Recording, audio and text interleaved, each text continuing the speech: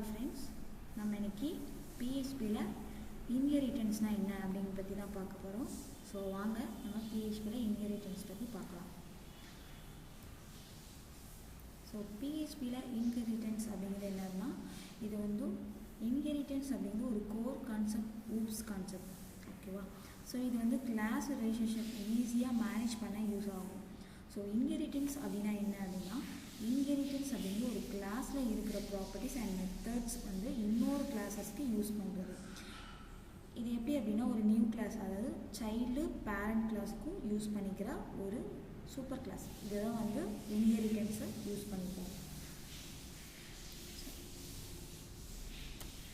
Next அதோட key points about inheritance. அதோட key points என்னன்னா, இதோட பெனிஃபிட் பார்த்தோம்னா இது ரீயூஸ்பிலிட்டி, இது நம்ம யூஸ் பண்ணிக்கலாம்.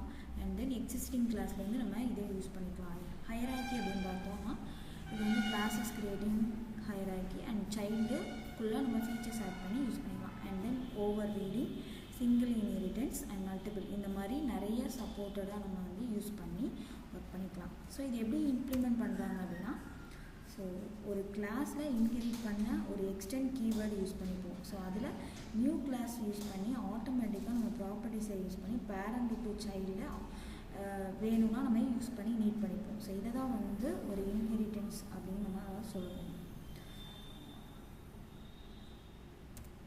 ஸோ இந்த மாதிரி தான்.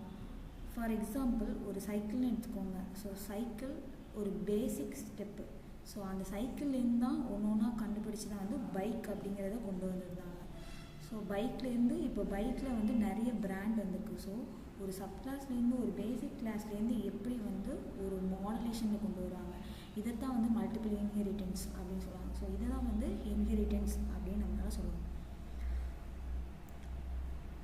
ஒரு வெஹிக்கிள் கிளாஸ் இருக்குது, அதில் நம்ம ஒரு common properties like wheels, engine இருக்கும். ஸோ இப்போ ஒரு கார் கிளாஸ் எடுத்து க்ரியேட் பண்ணோம் அப்படின்னா அதில் உள்ள வெஹிக்கிள் ப்ராப்பர்ட்டிஸை நம்ம யூஸ் பண்ணிப்போம். இன்ஹெரிட்டன்ஸ் அப்படிங்கிறது எப்படின்னா, ஒரு இன்ஹெரிட்டன்ஸ் அப்படிங்கிறது allow to create new classes automatically inherit properties and methods from the existing class, make it code reuse and organize much easier. இது ரொம்ப ஈஸியாகவும் இருக்கும். அண்ட் தென் இது ஒரு பேசிக் கிளாஸ்லேருந்து எப்படி ஒரு அட்வான்ஸாக நம்ம க்ரியேட் பண்ணிக்கலாம் அப்படிங்கிறத பற்றி தான் இந்த இன்ஹெரிட்டன்ஸில் யூஸ் பண்ணிப்போம்.